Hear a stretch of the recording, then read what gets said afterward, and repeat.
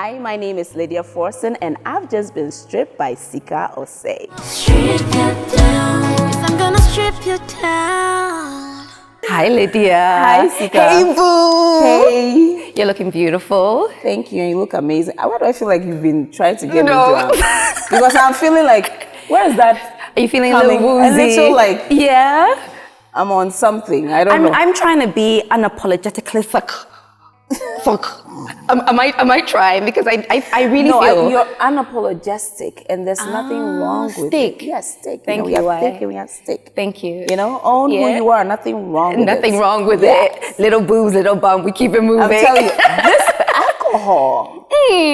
Don't blame it on the alcohol. I feel like I am. It's because you're with me and the energy. See, that's the danger. Because I'm thinking to myself, I'm going to forget this is an interview and I'll just be talking. But it's good to be here. So good to see you. Where have you been? I've been there. People ask me that, and I'm like, I've been around, living life. Yeah. You know? It's like you've taken like a couple of steps back. Yeah. You know, because before you were that girl. We would see you every day. You'd post in the morning, give us something in the afternoon, in the evening, top it up with a little something. But now we're not seeing, you know, the eagerness. We're not seeing you. I mean, I'm still the same, but you know, I've just kind of moved away from, it was not fun anymore. Like I'm still me, I enjoy posting, but like there's this running joke that I take pictures I never post because I enjoy the moments, right? Yeah. Sometimes I don't want to share because I don't want people to take away from the moment because it's just what social media has become. I love interacting with my friends, my fans. Yeah. I still do, but I just enjoy the authenticity of a moment these days. I'm on TikTok, but I don't probably share a lot of my TikTok posts. I've created a social media that's just for a select group of people. So it's still fun, but you know, I think the world has just moved to a much darker place than it's comfortable. Oh my gosh, but we miss you. No, I'm still here. We miss that bubbly, authentic, say it like it is, I'm here. If you don't love it, go and argue with your dustbin kind of personality. But I understand how social media can impact that. No, and it's like I said, I'm still that person, and even more. It is just that I am at the place where, like, I ask myself, is this person worth it? You know, I'm still going to clap back. I'm still going to say what's on my mind. But I'm living now. I'm enjoying living. Because you can easily get caught up in this world where it's about social media. And I think what offends me a lot is when people think that I do stuff for attention. Preach. When it's not who I am. Preach. Do you understand? So I'm like, you know what? I was just sharing a part of who I am on a daily with you. But if you think it's for attention, I'm going to keep it away from you. Yeah. So I'm still going to be me, but you've lost that privilege. And now our lives are boring. Yeah. Now you don't get Now you don't get that. And I can attest to that because I've known you for so many years. Tell them where we met. Just let them know.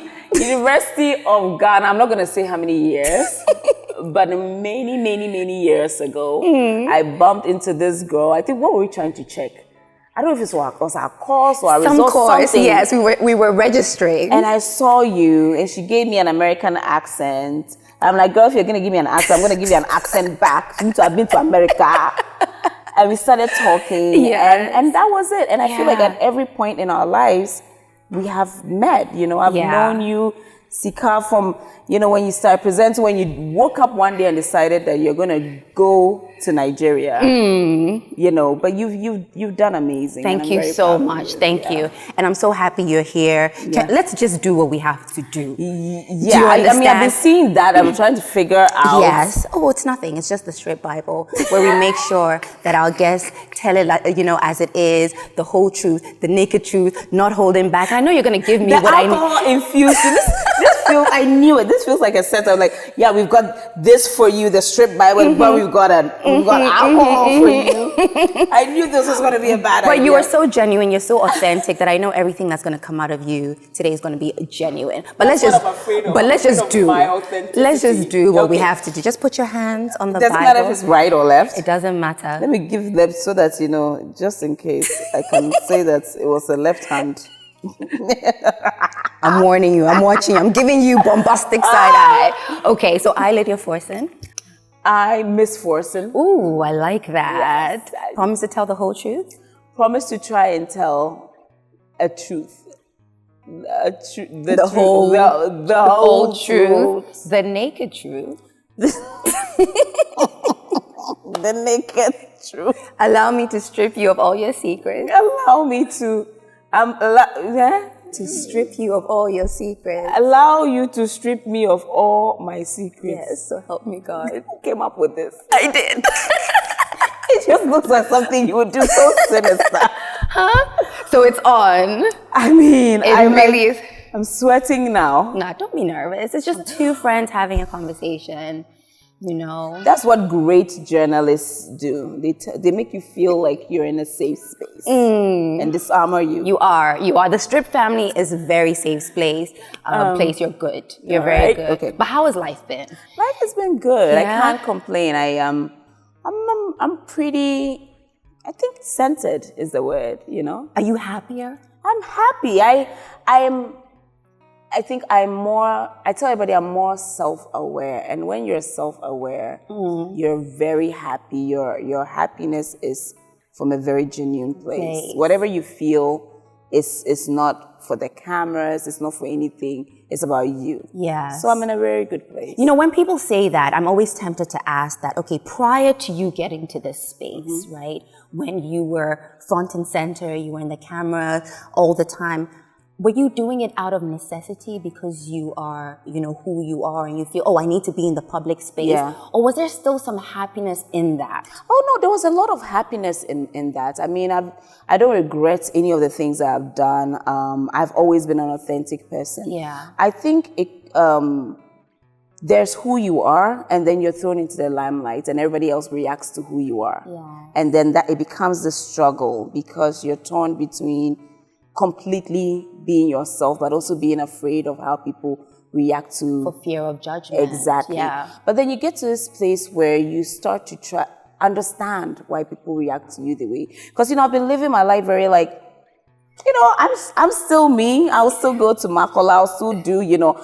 You still buy watching. I still buy watching. You know, I never in my head was this big star. Yes. It was just never me. And so when people react, I mean, sometimes I remember writing stuff on social media and I'll wake up and it's in the news. I'm like, but everybody else was talking about it. But then when you come to a place of self-awareness and you start to see who you are through other people's eyes, you start to understand some of their reactions to you. Yeah. So then I'm no longer afraid, but I'm also aware. And so I ask myself some days, like, do I want this or I don't? Or you don't. And yes, of course, you know, for what we do, you can't get caught up in this space where you're posting because you have, like, I have so many pictures that I don't post. Because I enjoy moments now. Yeah. Back then, I would have anxiety where I'll go somewhere, I'll take a picture and I'm like, okay, the photographer wants me to post it, but I don't want to post it. And I'll feel bad. But now I'm like, I don't care about how many followers I have. Yes. There are things that I don't care about. You're in the moment. I'm in the moment. I love that. Yeah, so I'm in a very great place. So when you were looking at yourself through people's eyes, what did you see? I mean, I've not figured all of it out yet. I think the first thing was realizing that, and I think it happened because I had met an actor that I loved, right? This is a South African actor at an event. And I was like, oh my God. Like, oh. And then this guy was having an interview and he was like, who's this crazy person? like, oh my God, I love you. And I'm talking about this series. And then I was like, oh wow, like this is how people react when they see me. So you're now realizing that you might think you're just Lydia Forson, but to other people you're bigger than that. To other people you are a brand, you know. So you're understanding why someone will see you and react a certain way. You're also understanding where some of the negativity comes from because you're like, how dare you? How dare you live your life a certain, you know, way? So when you see people's sometimes jealousy, people's frustration, people's like when you start seeing how people see you, even in their negative ways, you understand that it's not even about you. It's about them.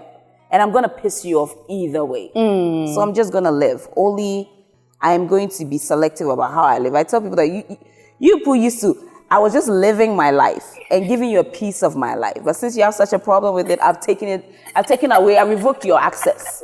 So I continue to live fabulously, but then I am selective about the access that I get. Yes, the audacity. The audacity. Of your fabulosity. So let's talk acting. Acting. Right? Okay.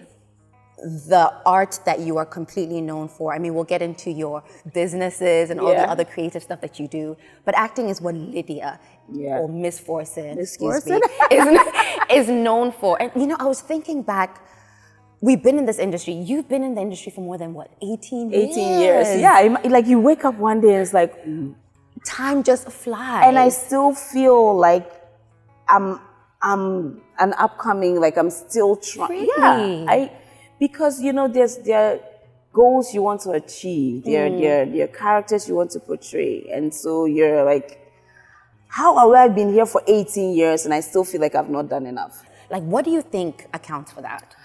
I think, you know, I'm just a perfectionist. When I say this anywhere, like I remember I was on a set and, you know, some upcoming actors, you know, asked me, so what does it feel like to be such an international actor? And I was like, who, me? Me? Because when you're an artist, you don't stop creating. Yeah. You always want to do more. No matter how many awards you win, you're still looking for more. So, like, I've done a lot of great films that I'm very proud of, but, you know, you win. Let me tell you something. In 2016, I won a whole bunch of awards, and I sat down, I was like, wow, I've won almost every major award. Yeah. And then it terrified me because I'm like, what next? Where do you go from there? Where do you go from? Because you're still looking to do more. Yeah. So I'm always looking for another challenge. Yes. Like, it just never stops. Do you think they pigeonhole you in the roles that they give you? I've been privileged not to go through that because, you know, very early on in my career, I wanted to be a versatile actor. And, you know, when my two major films, you know, I realized that a lot of, you know, scripts that were coming my way were almost the same. And I said, I don't want to do that. I want to be an actor who can do drama, comedy, all kinds of films. So I was very, very picky about the scripts that I would take. And it came with a lot of backlash because it's like, who do you think you are? This girl, she's selective. She do only one movie a year. But it was important for me. I mean, there's nothing wrong with typecasting if that's the kind of actor that you want to be. But I believe that I have so much range. Yes. And I did not want anybody to box me. So what kind of roles then are you still looking to play? You know, I did a film with Shirley that I love. It was called Us in Between. It was a very emotional movie. And, you know, emotional scenes are very difficult because you have to completely lose yourself. And it means getting to a place of honesty. And every time, like back then, I'll do, you know, emotional scenes and people thought they were great. But I worked with an amazing German director who said, you know, you're good, but there's still something in you that you're hiding. And I remember crying in the middle of Agbogoloshik when we're filming, you know, Boga. And I was like, I'm giving you my best. And then he's like, no, there's more. And he walked up to me, and I've said this story over and over. He walked up to me and he said to me, you're such a strong person. And because you're strong, you have so many layers. And sometimes there are parts of you don't want anybody to see. And he broke me. Got me crying after that, said, oh yeah, you can take the day off. But I think that helped me as an actor because when I did Us in Between, I was pretty much crying throughout the whole film.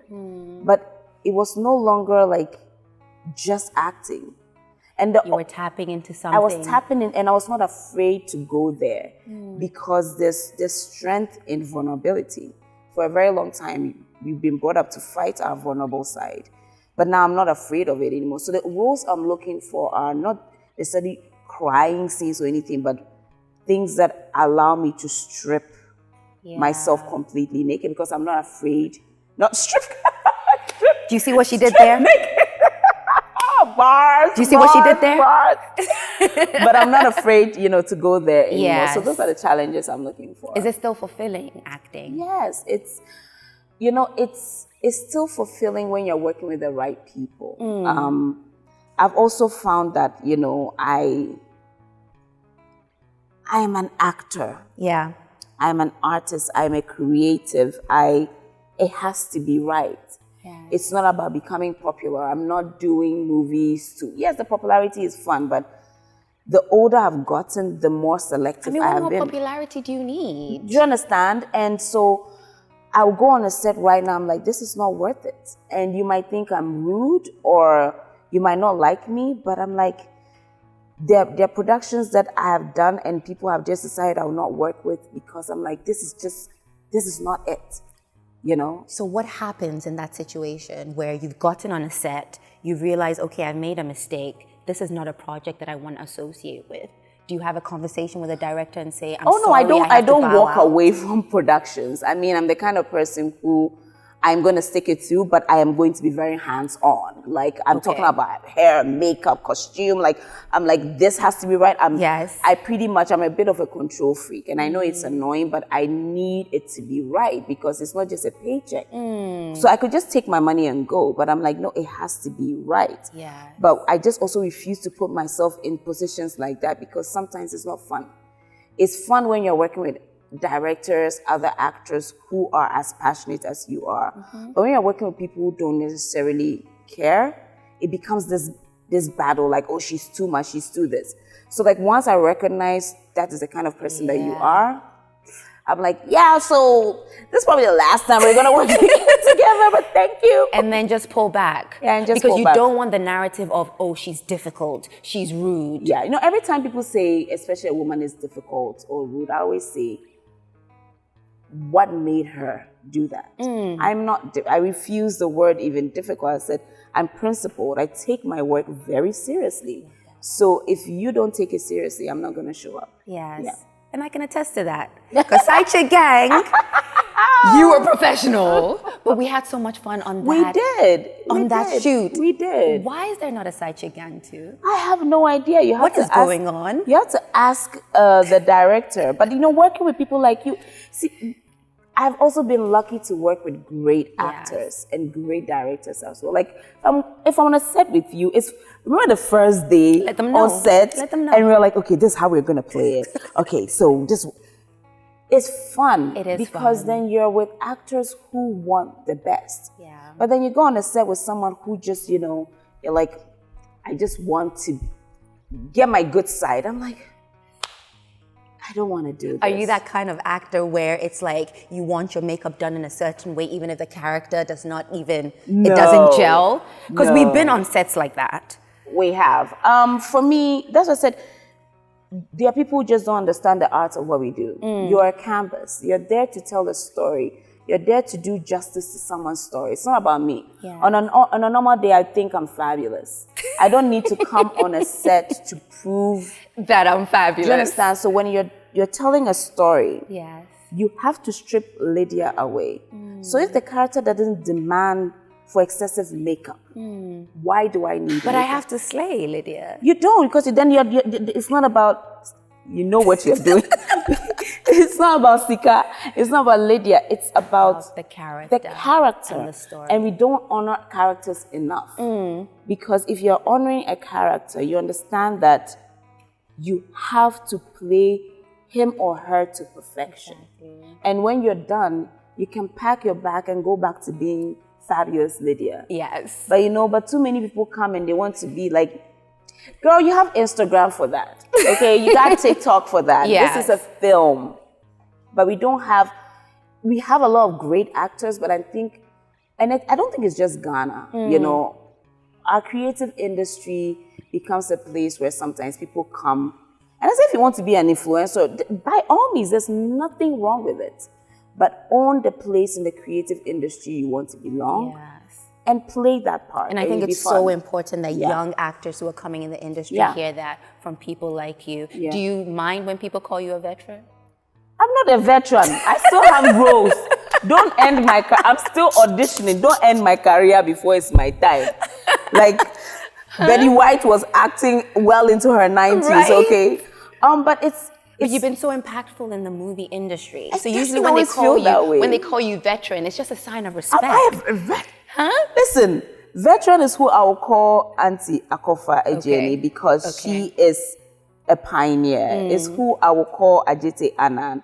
Is who I will call Mami Dokono. These people set a foundation. I am just a baby, still trying to figure it out and learn from them. So I'm grateful, but I'm like, I don't think I deserve that Title just yet. Just yet. Yes. Just yet. Yeah. Miss Forson is still a Gen Z. What are we Gen Z? No, we're millennials. We're millennials. We're millennial. Y2K. Y2K. We're sticking to it. We're sticking to it. I've never ever heard you talk about your desire to go to Hollywood. A lot of the times we hear actors saying, "Oh, the dream is Hollywood." But for you, I've never heard you say that. Has that been the dream? Is it a dream? It's funny you would ask this question. So the first time I went viral was, I can't remember, but it was my first interview with a newspaper. And they had asked me, do you want to go to Hollywood? And I was naive and I said, of course I wanted to go to Hollywood, but why can't Hollywood come to me? Because I was like, I want to be an actor. And I aspire to just do great films. And if it means filming in China, in Kenya, in wherever, I'm going to do it.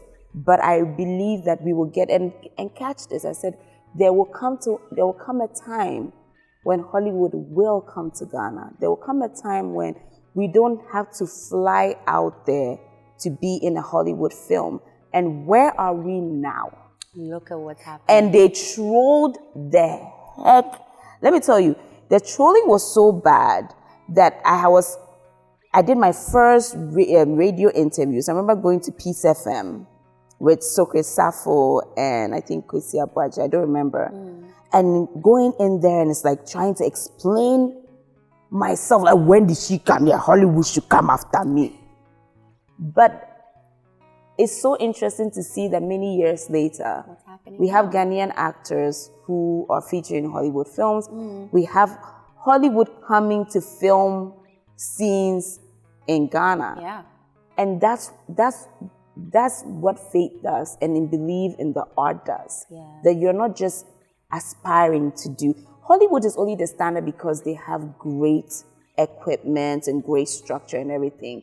But if we have all the tools, we can do great films as well. So what do you want to tell those people who trolled you? Look at me now. It's crazy. It is coming. Yeah. Now they want to be in Ghana. Now they want to be in Africa. Africa is the new space. Is the new frontier, so to speak. Do you think strategically you positioned yourself in such a way whereby you're definitely going to capitalize on that? I've tried. When you're building a career, it's like any other career, right? And the best advice my brother gave me when I started, he said, your first 5 films are not going to pay you much, but pick them wisely. Set a foundation of the kind of actor you want to be. And I think I have tried to do that. That I'm not trying to be liked. I'm trying to be good at what I do. So I can come on your set and you can say anything you want to say about me, but you will say that I killed it. Let's qualify that. You're not trying to be liked by the industry or by the fans. No. I'm talking about, the industry we're in. Yes. I mean, even with the fans, it's the same thing. We'll get there. We'll get there. But when I come on a set, it's important that when I leave, you know that at least I was professional. Yes. Because some people might come on set, and they might be the nicest people, but they'll not be professional. I'm going to come and try to be on time. I'm going to try and learn my lines. And I say try because we don't always get it right.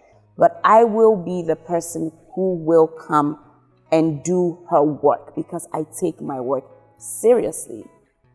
And if at the end of the day you don't like me for that, at least you know that I delivered. So I always tell young actors, like, listen, stop trying to be liked. Try to be good at what you do and professional. So The outside noise might be there, the social media, the trolling, like Lydia is this, Lydia is that, but at least when you pay me, you're going to get your money's worth. And so that's a career I've tried to build for myself. I love that. Tell me what has kept you motivated for these 18 years? What has kept me motivated? Wow, you ask such good questions. What has kept me motivated? Because you've been through it. Oh, I have. You've really been through it. And I think anybody who knows you, who's seen your trajectory, who've gone through your journey, knows that Lydia hasn't had it easy. As of today, as we speak, I mean, before we started the interview, you spoke about something that just really touched me. Because I actually thought, oh no, it can't be that bad. Yeah. But the onslaught of people's comments, their opinions, their thoughts. Everybody has a say about Lydia. Yeah, I don't know where that comes from. And you see, it goes as far back as my first major interview, where all I did was say that it would be great for Hollywood to come after us. And I was on the front page of every newspaper and basically going around radio. And I regret feeling like I had to go on radio and explain myself. Yes. But for a young girl in her early 20s, you can imagine what that did to me. So it's been, virtual after virtual. But I think, I think I'm just different. Tell us why you think you're different. Because how people react to the things that I say and who I am does not make sense to me. Is it intimidation? It could be. I mean, you'd have to ask them, because I'm like, why aren't you happy that someone is fighting so hard for our industry? Why aren't you happy that someone is fighting so hard to be the best? Or fighting hard for our country. For our country. So you have to ask yourself, what it is about this person that makes you so uncomfortable. Like, I've not attacked you personally. I don't do personal attacks. I have not come to your home. I will see your ugly ass picture and I will walk by and not say anything because it's none of my business. So you have to ask yourself. It's a deep place of, and it's also realizing how privileged I am, because I've grown up with a lot of love. The support, I'm not one of those people who came in the industry where my parents didn't want me to be here. Yes. I get support. Your parents are the coolest. Like by the way. Like they will, if they could, they'll be holding placards, right? My family supports me. So I'm realizing there are a lot of people, and I'm sorry, but they didn't grow up in love. They didn't grow up in acceptance for who they are. They've been hiding themselves for a very long time. So it's like the audacity to live your truth. Yeah. So it's a lot of reactions I get is more about the people. It has nothing to do with you. With me. Yes. Yeah. Since we're on the topic of trolls, and I love the way that you literally just put them in their place. The block button is not far. Block if you have to. It's interesting because the perception that you give is that you fight fire for fire, that it doesn't penetrate your shield, that you are a strong woman. Like you said, the director said, Lydia, you're a strong woman, and you are. But it penetrates. Of course. It's ridiculous, and I hate that, you have to have tough skin. No, you're human. And you can fight. You see, you go into a battle. You can win a war, but you're going to come out with wounds. But we have this idea that if it's A, it can't be B. But I'm multi-layered. I can be emotional. I can be sad, happy, angry. I can be all of those things. And there's nothing wrong with that. So if you come at me online, depending on the day I'm having, of course it's going to hurt me. It doesn't mean that just because I respond to you, I have no feelings. But I think sometimes that's what they think. That because you fight fire with fire, that they think, oh no, it doesn't. So they come at you even more. Oh, and I'll still give it to you. I think you have to pick what. See, I had a manager who told me, never let anybody say something bad to you and walk away, right? Because this idea of ignoring people and all of that, it's great on paper. But how does it make you feel? Are you going to go home and go like, I wish? or look at this. No, me, when I say what I have to say to you, I sleep very peacefully at night. I refuse to give you the power to enter my dreams at night. But a lot of people give power to trolls by ignoring them. Now, if you ignore them because there are days when I really read what they write and I genuinely don't care. If you ignore them because you genuinely don't care, then power to you. But if you ignore them because you're trying to seem like the good celebrity, the one who everybody... My dear, at the end of the day, who is going to bed sleeping, crying? You. Me, I refuse to give a stranger on the internet, on Beyonce's internet, that much power. Yes. So there are things I don't respond to. Yes. And then there are things I respond to based on how I feel. What things would you respond to? I think, correct me if I'm wrong, at least two of the things that trolls tend to attack you on. Number one, perhaps your body. They body shame a lot. And I don't know why, because Lydia has a beautiful body. And number two, this whole marriage thing. You know, those things don't even bother me as much, you know, because I believe I'm a very beautiful. You can, for that one, there's nothing anybody can say about how I look. I'm a badass. There's nothing. So when I respond to that, it's just really,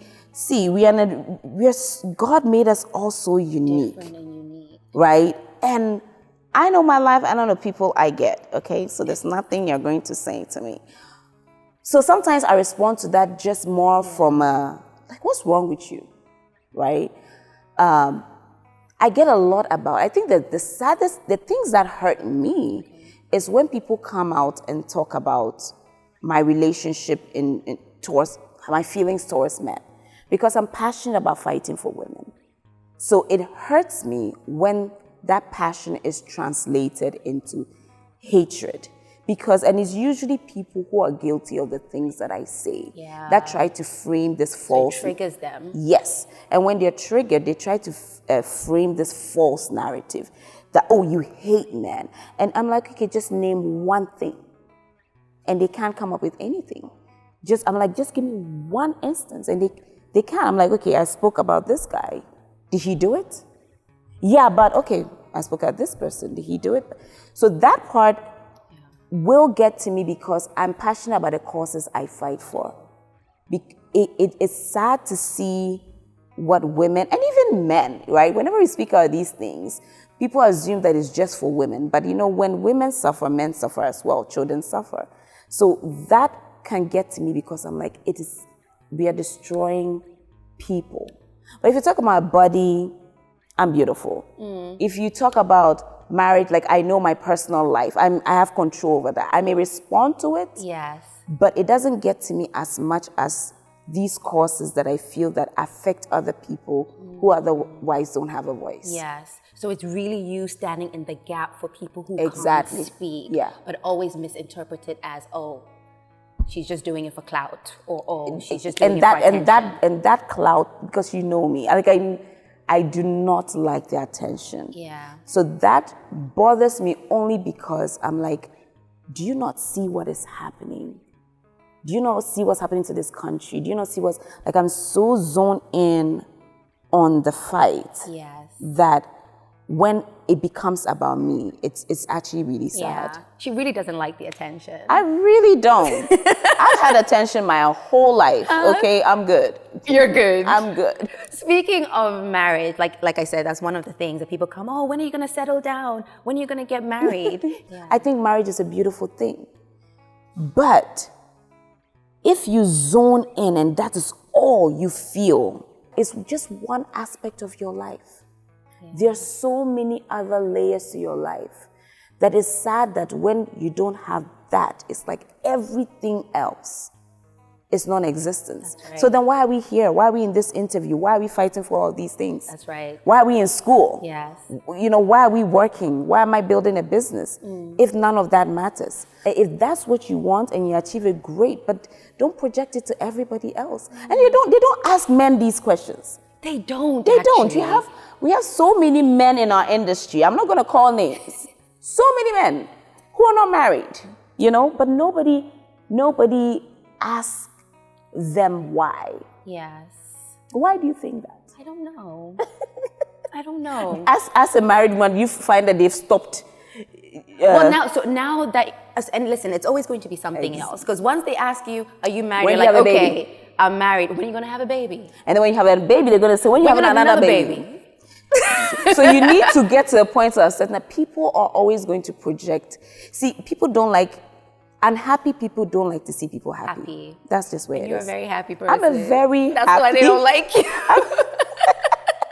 So they're like, what can I say to Lydia today to make bring her down her unhappy? happiness. Yeah. We're really forcing to get to places that we don't even Listen, know. and then you be home crying, and then you come on Twitter and come and project your unhappiness on me. Meanwhile, I didn't force you to go there. Is it because I'm forcing? Bars.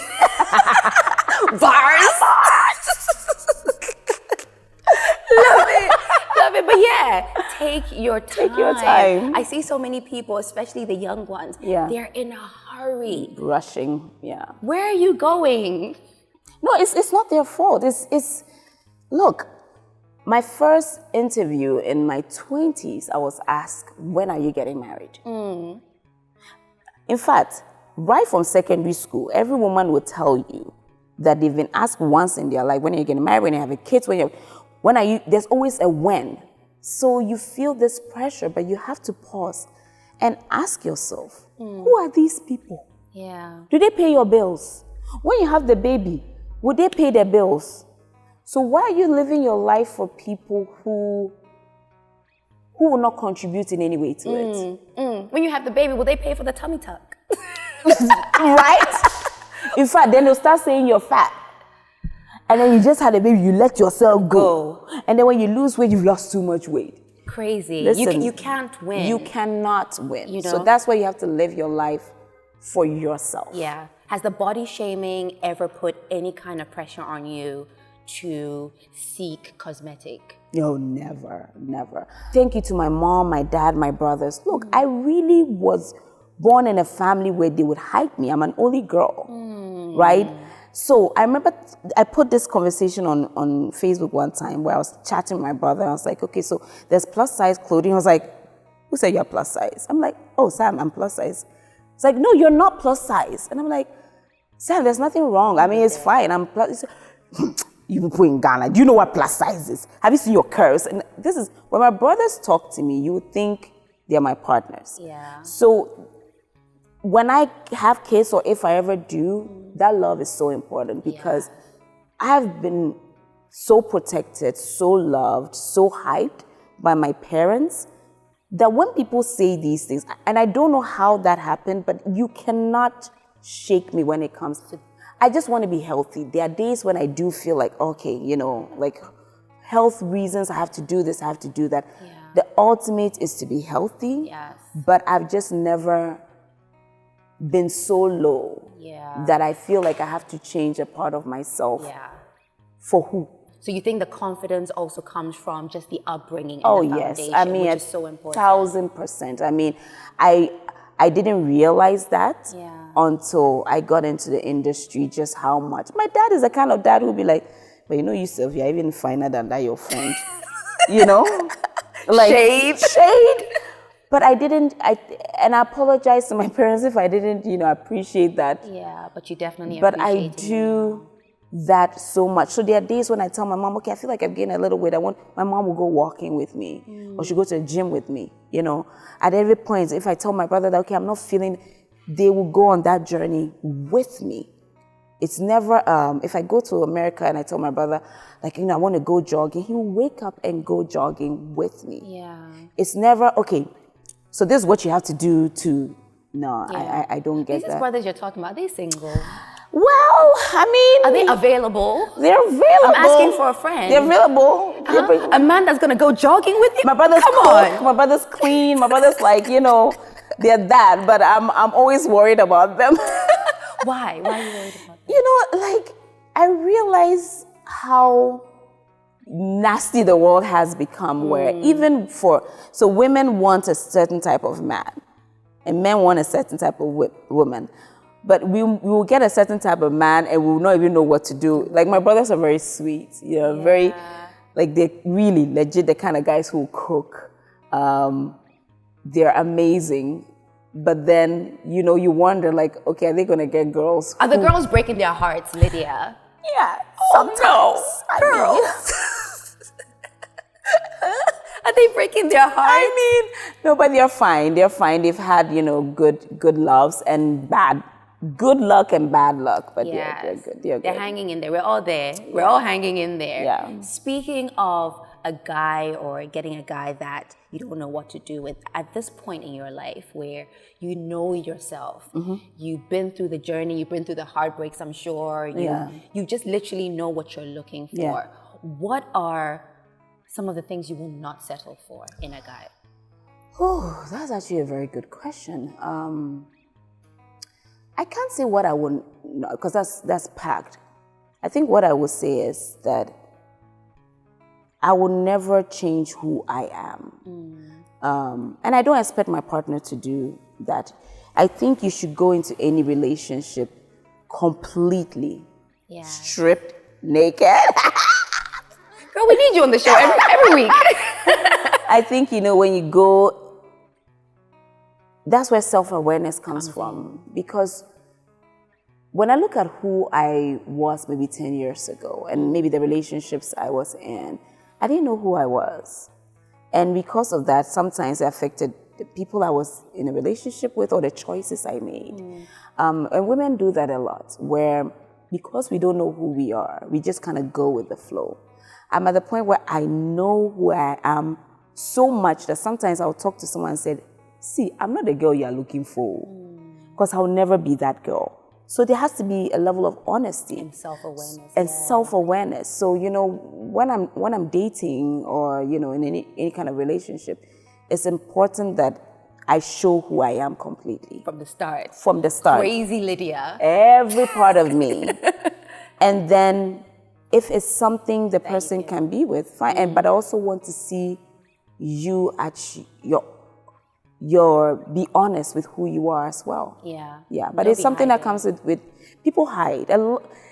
I am privileged not to live a life where I don't hide myself. Not many people have that. Because trust me, there are a lot of people in relationships where everybody's running a game, right? And I don't want that. So it makes the relationships I'm in more fulfilling because I am not trying to be something I'm not. Yeah. Love that. I know. Self-awareness. Yeah. Has that penetrated into your businesses? Yes. Into kinky matters? Yes. Into unapologetically unapologetic. thick? You know, is there some sort of awareness that has come with the journey that you went through? Yeah, absolutely. When you're self-aware, it's, you know, it reflects in everything that you do, right? In the choices you make. For film, it's in the kind of scripts or stories I choose to be part of. In my business, you know, I know the direction I want the business to go. I'm not just trying to, I always say, you know, I don't want Kinky Matters to just be another celebrity brand. Yeah. So when I started with one product. I was there. You were there. I was there. You were there. And I remember the pressure, you know, because you don't know how many people are doing the same thing you're doing until you start. Yes. And it was scary because it felt like it was this new industry. And everybody was doing this, like, oh, we need shampoo, we need this. And I didn't have any of that. And I won't lie, I was scared a little bit. Yeah. But the more I grew and the more self-aware I became, I also knew that I can go at my own pace. So the direction both businesses are going is I know what I'm doing. I know where I want it to go, and I cannot be forced to be anything that I'm not. So even with our products, even how my products are named, I'm very intentional. I take my time. I'm not rushing to say that, okay, my business made $1 million, you know, instantly. No. We have not made $1 million. I'm just saying that I'm not in a rush just to say, please, oh, sister, before they start coming for me. Before they start coming into your DMs. I don't have money. I don't have money like that. I beg you, if I owe you, leave me alone. But you know, when you start a business, you can easily, it's just like the industry, feel like, oh, Ghana top 100, Ghana 40 under 40. You're chasing all of that. I don't care about that. I care about doing products that people love. I care about a business outliving me, so I take my time. But that's what self-awareness has done for me, 9 new products. 9. Are you kidding me? 9. I did. Well, there's more, but I'm talking about the cosmetic products. We have other stuff, That's insane. We have, I know. And I formulate them. Can you imagine? So you're in your house or in your The workshop. and literally just putting it together. Yeah. I know. I'm so proud of you. I'm so proud. And I was so terrible at science when I was I think I was terrible because Ghana schools, we had one beaker that we used to pass around for everybody to see. So this is a beaker, unless you went to a very, very bougie school. Well, I mean, I did go to AIS, but still, AIS, people didn't give us all beakers. yes. Yeah. And now 9. Yeah. And it's thriving. Yeah. I'm so proud of you. Thank you. And thank you really for I still remember everybody that posted, and people still don't know Kinky Matters is my brand because I really wanted a brand that people loved. Yes. Yeah. Goodness gracious. Okay, I mean, you brought me some products. Yes, I did. Yes, I did. I tried to bring as many. This is one of our new products. This is our body butter. Okay. You can open it. Can I? It's called Swazi. You're so fancy. Listen, it's not going to stop. Oh, wow. Yeah. That smells so good. Yeah. Oh, that smells, because usually because it's shea butter product, it has that strong smell. Yeah. But this is beautiful. It took me like 2 years to formulate that because I wanted it to be perfect. Yes. Yeah. Oh. It's masram. Na asra And masra. And then, And then look at this is called Nkati Cake. This fragrance is called Nkati Cake. And we have a sweet ekunfi named after, my Kunfi people. I love it. Yeah. Absolutely. So all of this is for me? Yeah. Oh, thank you. We have our body wash. Love This is one of my favorites. Black soap, of course, lemongrass. So this was the first one you had. Remember? You, Thank so you have so much. So I have a whole bunch of goodies in here for you. I see people in the studio looking at it. Bombastic side eye. This one is going straight to the house. Finally, I got your products. Thank you. But thank you so much. And congratulations. Thank you. Lydia, yes. You write. Yeah. You produce. We don't see a lot of the writing side. Why is that?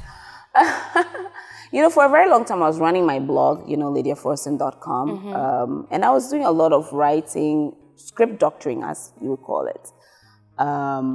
Writing has always been one of my first loves. Yeah. But it's like you're doing so many things. Some days you just stop one thing and then you do another, and then you stop one thing you do. But I would always, go back at some point, and hopefully maybe next year. So next year we're going to be seeing more writing. More writing, definitely. More, scripts from Lydia. Definitely. Producing from Lydia. I wanted to just get the business going. And I think I was inspired this year because I was like, you know what? I'm such a control. Like I was on the set and I was like, do this. I was like, you know what? This is not my set. Why am I giving people direction? But next year, by God's grace, I have something really exciting I'm working on. Would you ever write a sex scene for yourself? Yeah, I've written one for myself before. Yeah, a letter from Adam. I wrote myself a sex scene because I know how to write it well. It's very tasteful. The advantage of being a writer-producer is you know how to write a producer script where you know how to... See, we have script writing. Yes. Then we have story writing. Yes. You might have a great story. It doesn't mean you can write a good script. Better preach. People don't know this. So then when you're writing a script, I find a lot of scripts don't even have backstories to the actors. It's like, okay, so she went to do this. Why? Why did she do it? Yeah. But I love writing. When I'm writing love stories, I love it because I always want to challenge the audience and how they think. Like A Letter for Adam explored, a relationship between an older man and a younger girl. And a lot of times those relationships are transactional, right? But this time I was like, it's like Richard Gere and, What's the name of the movie? Julia Roberts. What's the name of the movie? Oh, Pretty Woman. Pretty Woman, one of my favorite movies. So the power of writing is challenging the way people think and making them see the world through a different lens. Yes. And that's what I love about, writing. Yes. You're gonna tell us the naughty things you were doing in AIS? Oh, a few things. I didn't do a lot of naughty things in AIS. Just maybe records nice. I don't know. I actually have parts of that in a book I wrote sometimes. Records night. When someone comes to ask, will you dance with me at entertainment today? I'm like, think about it. Back then, the boys didn't have raps. Oh, Charlie, but it was cute. AIS, they'll write you this letter. We had a cute way of AIS was great. They'll write a letter. You find it under your pillow and everything. Yeah. Some campus schools, they don't do that, but that's why these boys, they're always angry. Oh my God, Lydia will kill us here. There's a beautiful video that you posted of Lizzo. On your, was it the unapologeThick page? Yeah. And it was talking about how if you were to mention 3 people that you loved, most times people would never mention themselves. Yeah. Most times people would never say a kind word to themselves. Yeah. And it's true. I don't remember the last time I said a kind word to myself. Yeah.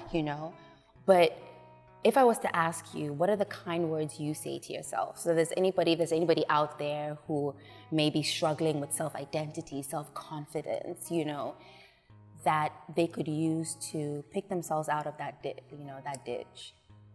I think, it's important that you, like some days I look in the mirror and there's the physical aspect where you find the one thing, right? Like throughout my day could be going really bad, but I zone in on one good thing, and that's what I hold on to, right? So sometimes you look at your body and find one thing. Some days it's my eyes.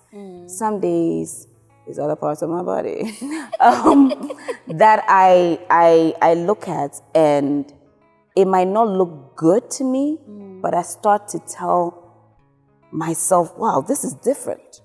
This is, wow, this fold, like there was a day where I went on this thing where I don't have, stretch marks like that, but I started preparing myself like, okay, if I do, wow, they're like zebra lines.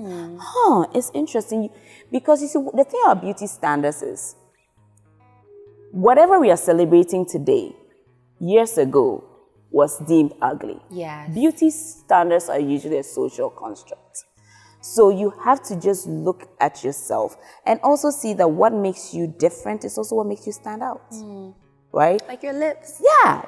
Like you remember that video? I used to have such a big, look, when Gabrielle Union did a video about how ashamed she was of her lips, I'm not even kidding. Throughout JSS, I used to walk around with my friend and I would do this. Because someone said if you do it, our lips become small. So I was so shy of my lips. And then I had this makeup artist who would do the lip thing, and every day I'm like, Chelsea, I don't like this. It's making... And then I'm like, people are actually tattooing that. Yeah. I'm like, I'm a beauty trend. Yeah. You have to always embrace whatever you feel is imperfect, because what makes you stand out. Yeah.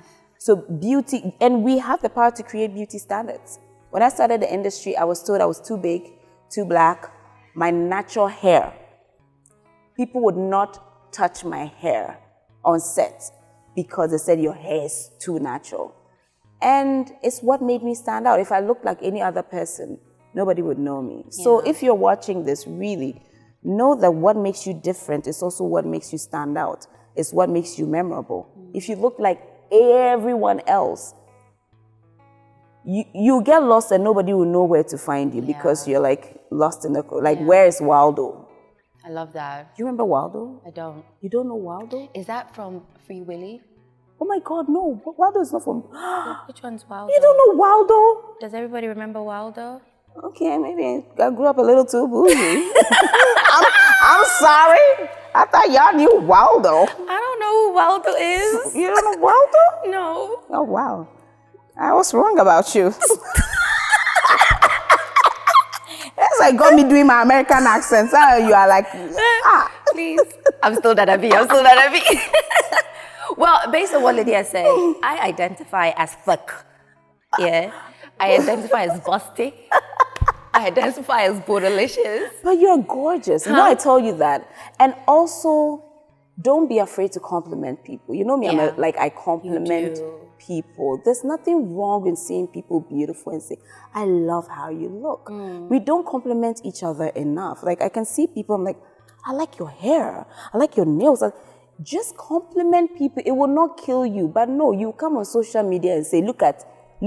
Yeah. And that's why you're unhappy. It's a societal thing. Yeah, though, it's isn't it? But we have to, you see, we are all born in this social construct. Yeah.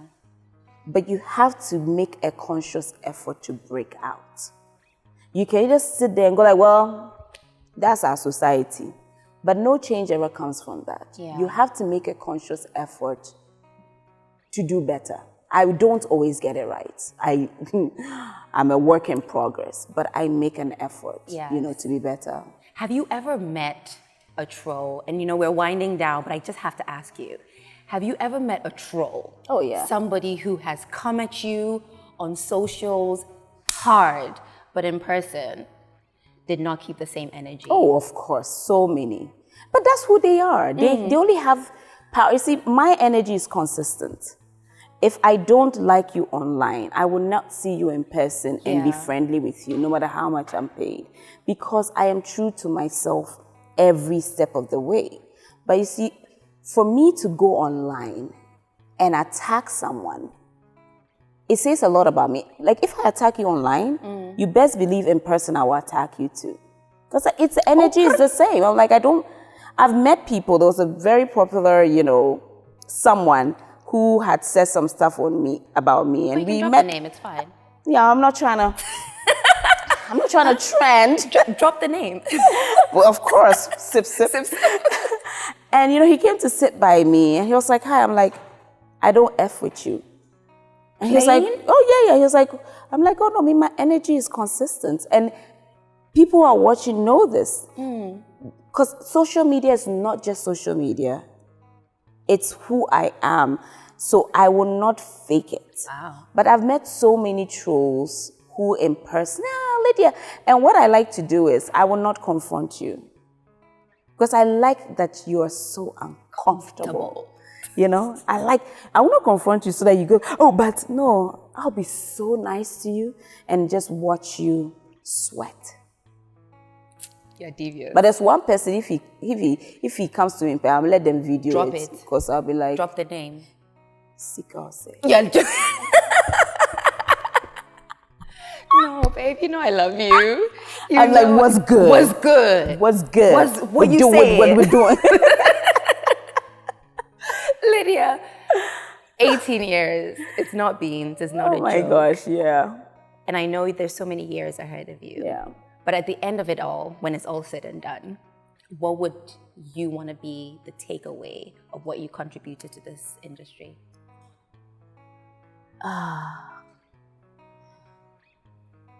You ask me such deep questions. And then I feel under pressure to give an intelligent answer. And I'm like, what if the answer is not?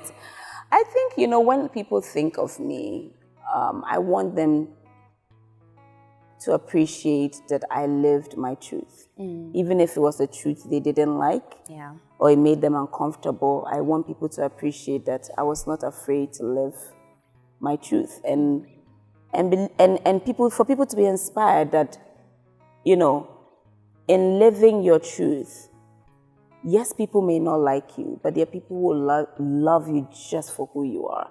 I think that's the thing I've had to learn in the past couple of years, especially on social media. It's so easy to think that nobody likes you until you meet people in person and it's a totally different story. Yeah.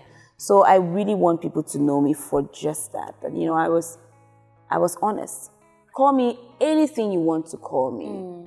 If I'm crazy, at least I was honest in my craziness. Yeah. I did not fake craziness for your validation. That's why I tell people that I like that you like me, but I don't need you to like me. Yeah. I like me enough. Yeah. So that's what I want people to remember me for. And at the end of the day, you're nobody's role model. I am nobody's role model. Look, it's pressure. I mean, I appreciate that you think, I don't want to say don't make me your role model. I appreciate it, but your role models have flaws. Ghana, when you say role model, it's like it's perfection. Like I have people I look up to and they are flawed. Yeah. So pick the good and leave the bad. You are so decent. You are a role model. No. That's a cage they're trying to put me in. Yes. At least for this society. I can't speak for anybody else. But I find out when Ghanaians start giving you those fans. Decent. Hey, check going. Decent girl. number one, decent of the decentest. Decentest. Then you do one. But I'm human. I Yes. want people to know that I'm a human being who is flawed, who makes mistakes, who gets it right sometimes, but sometimes who gets it wrong. But don't give me that Role model. I'm trying to figure life out like you people. Leave me alone, I beg. Yeah. That's why when someone is laughing at your fellow woman, calling her a what? A hoe. A hoe? Know that they'll come and call you too. I've been telling you, man, you don't listen. But I say it all the time, and it's not just women. When you see in tree, they say when someone's house is on fire, you fetch water. And what you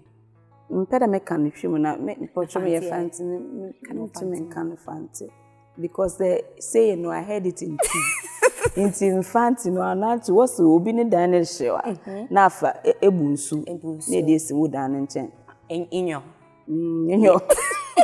But really, he who sees any act of injustice and does nothing is as culpable as the perpetrator. When you see someone saying something bad about anyone and you think that, oh, Lydia is this, and that girl, my dear, you can be the best church-going person, you can be the most decent person, you can be all of these things, but guess what? At the end of the day, when you mess up, they'll find you and say, I knew that girl cry. That guy cry. See the way his head is. Yeah.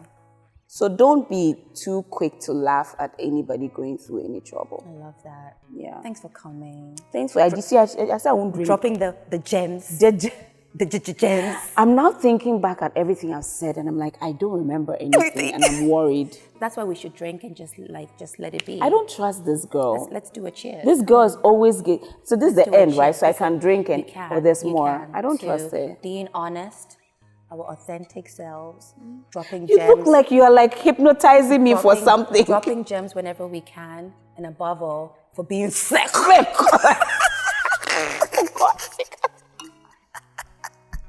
There's something I want to say. I can't say. Please. And when we're doing side chick gag, every time the song, we're doing side chick gag, and then this song started. That's what Shatawale did. Yes. At every point, every scene, she can come freedom. Shata. They don't know me like that. Don't do that. People don't know. I have to. They don't know. Can I interview her one of these days? Next episode. Oh, this was good. Thanks for having me. It's not as scary as I thought it was going to be. Yes. I don't trust you. Can you put your clothes on the table? 'Cause it's time to lay it all. Tell a lie, no, you won't be able. 'Cause tonight you tell it all. 'Cause I'm gonna strip you down. Strip you down. 'Cause I'm gonna strip you down. Strip you down. 'Cause I'm gonna strip you down.